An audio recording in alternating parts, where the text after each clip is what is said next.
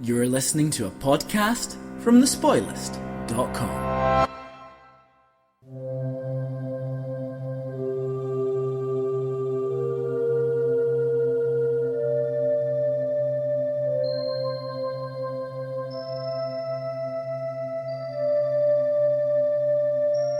Cyberspace, the new frontier. These are the voyages of the podcast First Contact. Its mission? To explore every episode of Star Trek The Next Generation. To seek out new viewers and have new conversations. To boldly view what many have viewed before.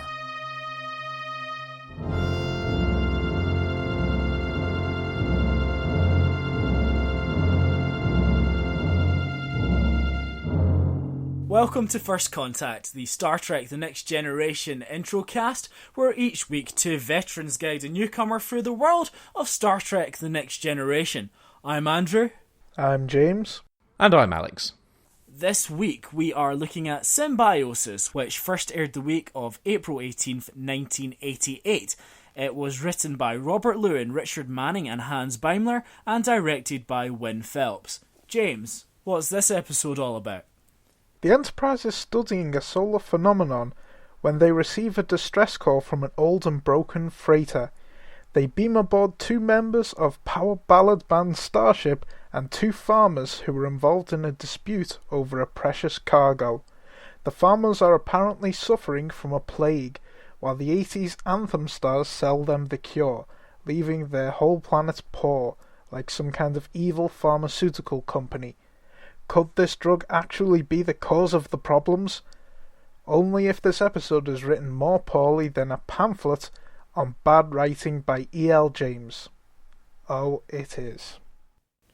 The great thing about Star Trek is that it uses metaphors, different planets, in order to explore issues of the day. And the wonderful thing is, it's so subtle that you don't even know that they're doing it until you think about it afterwards. Did you not think that was the great thing about this episode? Did you realise, in fact, that it is all about drugs? Drugs? Good God. No, it never occurred to me. And also, I don't know if you picked this up, drugs are bad. See, I've been labouring under this impression that drugs were good. I mean, I'm sure that Tasha was telling me drugs are good. They make you happy. But I don't understand. Why do people become dependent on drugs? It just doesn't make sense. It just doesn't make sense at all. James, you've had such a great life. You can't possibly understand. In my planet, some things are so bad, rape gangs and the like, that sometimes people have to take drugs in order to escape, in order to feel good. But once you stop feeling good, you're just taking the drugs in order to stop feeling bad. Do you understand now? Interesting advice there from our heroine. Boom! And yet that was her only contribution to the episode. Yet again, she has nothing to do, and Worf gets a fair amount to do. He gets more lines than her, which, again, it's just crazy. Yara's meant to be the security chief, and he's meant to be like her understudy, yet he's getting more lines. Oh, by all accounts, she's had a few lines herself. The way she was talking was, yeah, Wesley, you sometimes take drugs, you're not dependent on them, but, it feels good. Doesn't it feel good? I mean, I don't miss them, but, just one more chance to maybe experience that. That would be nice. Remember the good times right at the start, how good it felt. You're always trying to make it feel that good. You'll just have to excuse me a minute. I have to go replicate something. So, they have synthahol on board the Enterprise. I don't know if it's been introduced at this point, but they have synthahol, which is, synthetic alcohol, which doesn't have, the negative effects of alcohol. Do they have synthaheroin? Synthaheroin. Yes, all the good elements of heroin without any of those nasty side effects. Let's start at the very beginning. So they're observing the sun, which they managed to block out using Microsoft Paint black dot, which I thought was very effective. They've got so many settings on that view screen, it's amazing. They've got a big black circle setting. Also, it's not a window, it's a view screen. Surely you wouldn't have the full rays of the sun coming through from the... I would guess there's some kind of filter you can put on. So, say, you could look at the sun. I would think anything that's likely to blind you would probably not happen. Because you couldn't have anyone blind on the bridge. That would be ridiculous. Yes, so they're observing a solar phenomena, and, they can't ever get any work done on the Enterprise. Every time they go to do one thing, something else comes up, they get a distress call. And what do you know? It draws them into a planetary conflict. Why were they observing that anyway? Well, I never got any particular sense of why that was important. And also, quite dangerous, wasn't it? I mean, the whole thing of it's going to affect our entire electrical system. If we need to analyse it, we do need to get closer. Well, in which case, take us into the death trap. It was basically, all the consoles have stopped working. They're all showing the blue screen of death right now. I don't really know what to do. Just keep going, it's fine. I would say if all of your instruments have been electrified, probably not a good idea to tell your crew to start playing around with the buttons. Captain, I'm noticing an incredibly high level of tension. Of course there bloody is. They're all thinking they're going to be electrocuted the minute they have to click send. There's lightning coming out of Wesley's console. And that's not a euphemism. And he turns to the captain and goes, Captain, my console seems to be overloading. And that's not a euphemism either. You can accept electricity and humans. They go fine together. It's Data I'm worried about. What if he gets an electric shock? Yeah, why didn't he start having, blue lightning coming out of him? Because Tasha Yar hadn't turned him on yet. Once again, the impression I got was that the writing was really bad. I didn't really know what was going on with this whole distress call. I thought, why do the people on the other ships sound drunk? Why are they so stupid? It didn't even occur to me that would be a plot point. And it was. So, good on you, Star Trek Next Generation. You're writing stuff that I didn't completely see coming. See, this is the point when I like the episode. Because I'm confused as to what's going on. I'm interested. I'm intrigued as to why no one can pilot this ship. Why they're all acting so strangely. Yeah, that's interesting. I think perhaps the Enterprise crew are a little slow to help the people about to die when they don't know what's going on, but that's by the by. But have they just taken a hit at that point? Is that why they're so stupid? That just doesn't make sense to me, because they don't seem quite that incompetent in the rest of the episode. No, I took it as they don't know how to pilot those ships because they've never built the ships. They get them from the other planet. At that point, then, they say, I don't know, is Picard being particularly dickish in this episode? He just seems like, these people are dying and it's really inconvenient. I really wanted to watch this solar flare and they're idiots and they're going to die and we have to help them. It's just an annoying inconvenience. He should just put a big black circle over the planet on the view screen, and then he can forget about them. Also, Yar says, we can't beam aboard their ship. Well, beam them over to ours. Okay, so it's fine not to risk our crew, but we can scatter their molecules all over the universe. That's okay. Don't mind about these other people on that ship. I guess it's a last resort. The reactions of the crew, yes, they do come across as quite dickish, really. I mean, I know that the other crew's acting oddly, but you would expect Picard and the rest to be a little quicker in trying to help, rather than leaving it till the last second. Congratulations! By messing about for this long, you're responsible for the deaths of 2 people. Yeah, and those 2 people, we never established who they were or what they had to do with it. What side were they from? Were they Ornarans or Breckians? I assume that they were Ornarans. because the Breckians might have cared. I don't know. Who would have cared? They're drug addicts and drug dealers. But yeah, certainly nobody seems concerned about the 2 people that have died. Particularly the crew of the Enterprise as well. They don't seem that fussed either. No. Tasha shows brief concern, but other than that, well, I'm more interested in this barrel. I mean, that must be lovely to know that your death is mourned over less than a barrel, but there we go. I'm also quite interested in the quarantine procedures on board the Enterprise. This barrel, which they really don't know what it is, no one seems to scan it, just put it in a cargo bay. To me, I thought when they beamed it aboard, it looked like it was a bomb. Yes, this weird thing. We have no idea what it is. Don't recognise the shape at all. It's just cargo. Just something.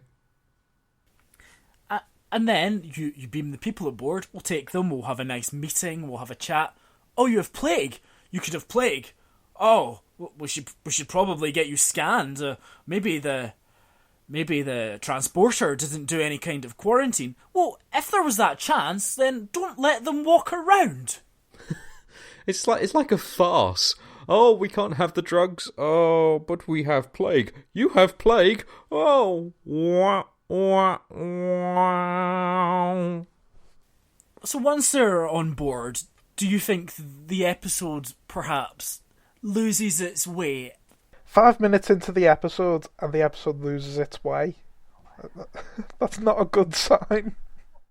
I think the point for me where it drops off, apart from the fact that we're going around a little too long in circles of we paid for it, it's ours, but we haven't had the money for it. That goes on a bit too long. The point it loses it is the point when you realise that it's just drugs. And the point you realise that is about the point when Dr. Crusher says they don't have plague. From that point on, even before they take their hit, it's pretty clear that it's drugs, and you immediately know what's happening in the episode. The minute the mystery's killed off, it's gone. And again, it is that aspect of the show where viewers are way ahead of the actual crew, and Crusher pretty much does state it from the outset. You know, she's on board, but then we still have so much to deal with, and I don't know if it's dealt with particularly well. I think one of the problems is the characterization, and that the Breckians are so arch. You know, they're clearly bad guys, and then you've got these sort of simple farmer types in the Ornarans, and they're being exploited. There's no nuance to it at all. No. I mean, and the minute they're caught out, their acting changes, and they're really playing up how evil. Yeah, it like so much in the latter half of this episode. It's so clear cut. It's boring, and it feels preachy. It does feel a little preachy, and I suppose no more so than when Wesley basically does an after-school special and says, "Why would anybody take drugs at all? I don't understand." You know, that alone made me want to just go and take heroin. The writers are treating him as if he is 10 years old. It's... How can they...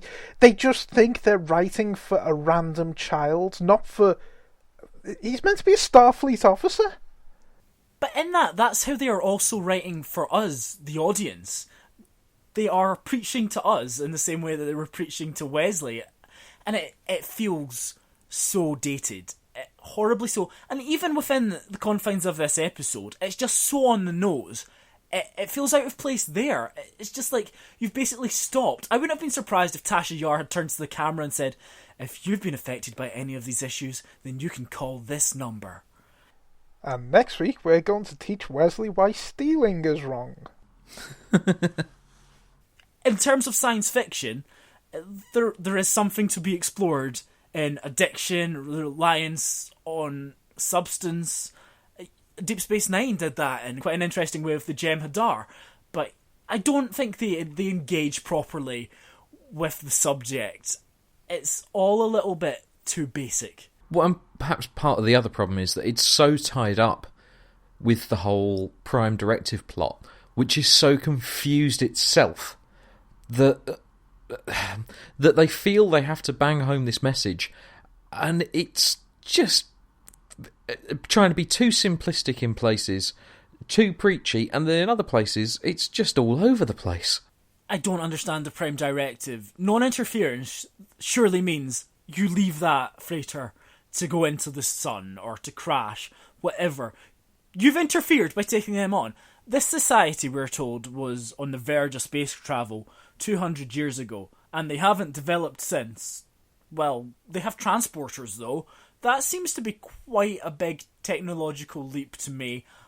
They are a pre-warp civilization, and they are interfering. By having them on the ship, by mediating between them, they are interfering. And Picard giving all these speeches about, it means non-interference, we have to know when to be responsible. It doesn't make any sense whatsoever. Had they not picked up the drugs from that freighter and passed them onto the planet, then all the people on the planet would have... Well, they would have realised that they didn't die without the drugs, and they'd have realised... Well, may have realised that it was a narcotic. So they have interfered, and they have kept this exploitation going on.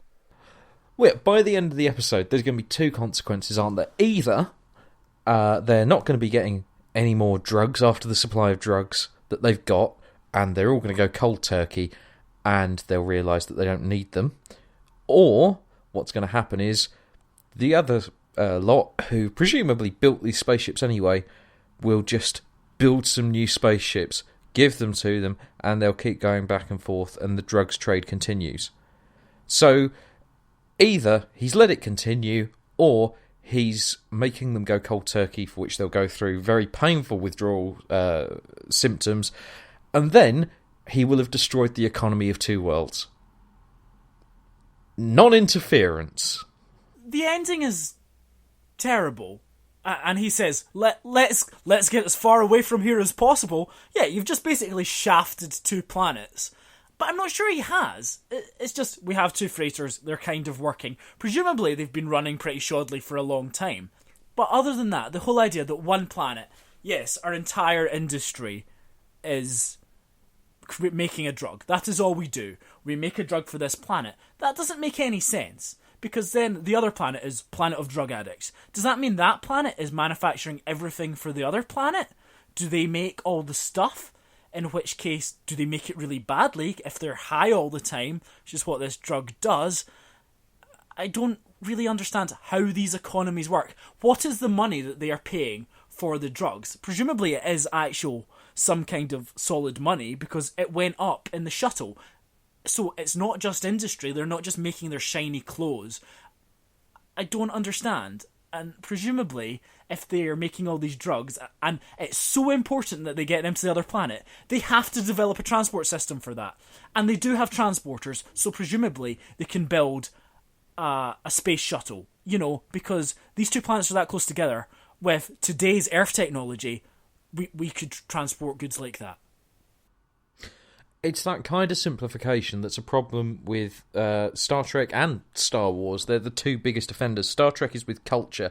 Star Wars is with ecology. So if you have the desert planet, it's all desert. Or the forest moon, or the ice world, it's all one ecosystem. With Star Trek, that happens with cultures, as we've seen with the planet of the Nymphomaniacs, or the planet where women are in control, and that is the only feature of this world.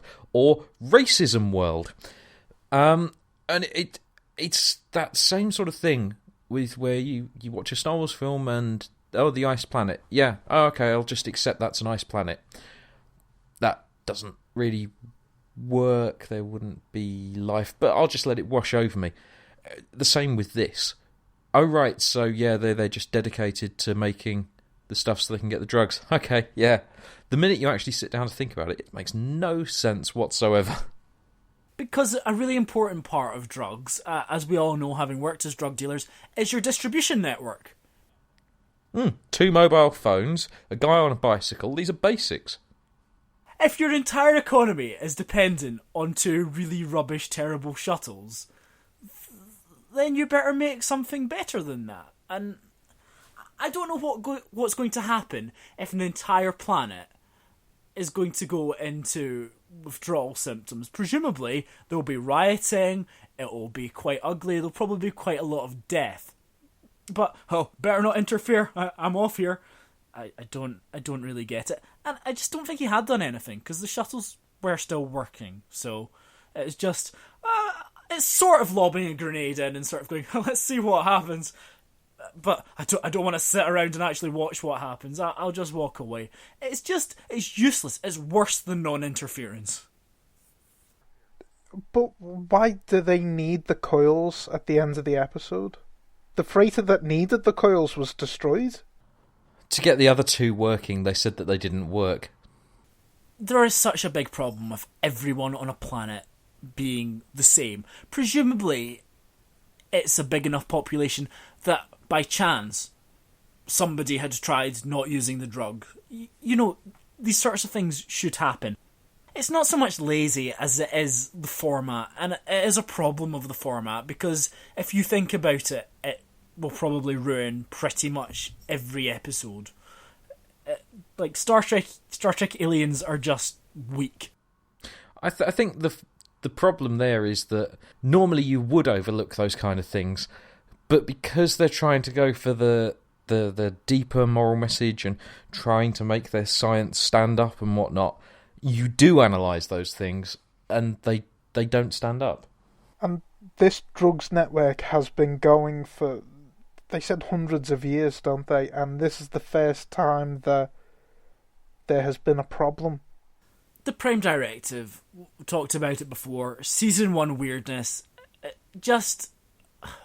all they needed was somebody to write a memo and say, this is what the Prime Directive is, this is what non-interference means, and this is an episode full of speeches. We've got Yar's speech, Beverly does a speech all about how this is so wrong, and oh my god, Gates McFadden is really selling that, and it's not a good speech, and she's doing her best. And then Picard at the end, all about the wonders of the Prime Directive and how it's a great guiding light and we cannot act as gods. No, that's exactly what you're doing. Actually, you're just... look at these puny humans. Just, if you're going to be speechifying, at least be consistent about it.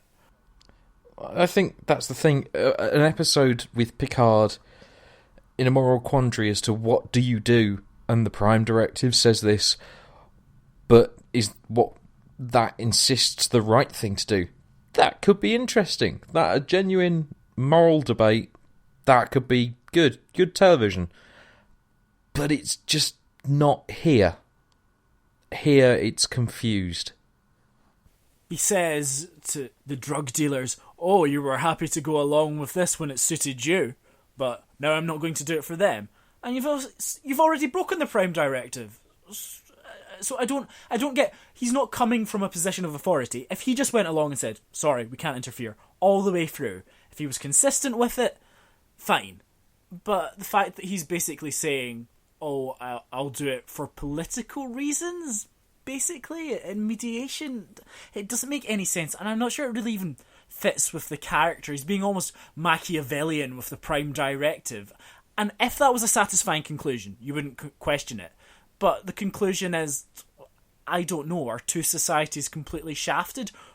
Is the status quo just as it was? I don't even know what's going to happen on these planets afterwards. There's no clear idea what's going to go down. No, it's far too vague, and the ending you sort of expect, or at least that I thought was coming, was when Picard loudly says, you were happy with it when it suited you. You kind of expect the others to turn around and say, what? What's that? It suited you. What have you been do these drugs not work? Have you been shafting us? Oh, you've caught us out. That's sort of where I expected it to go. But apparently they're too much of a bunch of idiots to even realise when Picard's dropping a loud hint. But instead, yeah, you're just left totally in the dark as to what happens next. And, you know, people can say, oh, yeah, but that's interesting, isn't it? Because it's open-ended. What happens next? No, that is not interesting in this particular circumstance. So, in honour of this episode, we decided to see what it would be like if we took some of the drug featured in it. We managed to get some Felicium, and Alex has just been boiling it up. How's that doing? Well, I'm just going to take a toke on the Felicium pipe. Oh, that's good. There you go. Pass it over.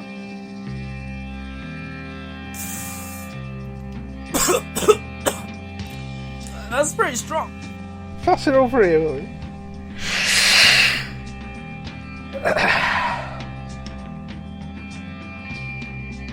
You know what was a really great episode? Code of Honor. I think it had important things to say about race. Yeah. Do you know who's a great character? I think that Tasha Yar's the best, and I think she should get her own spin-off show.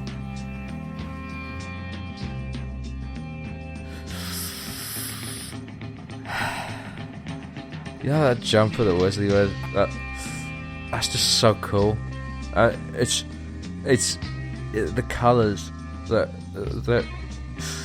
they're alive. It's just magical.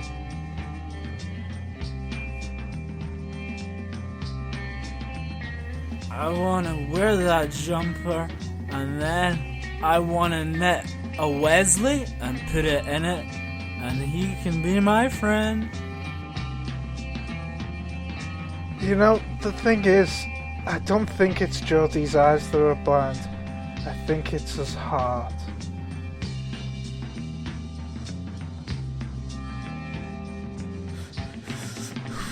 And cancel the she knows all their feelings, but she can't feel love.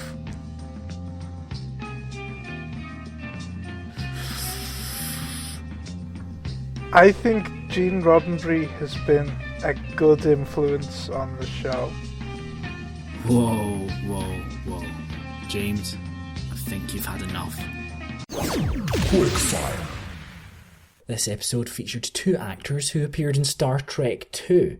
Judson Scott, who was one of Khan's henchmen, and the late Merritt Buttrick, who is best known as David Marcus.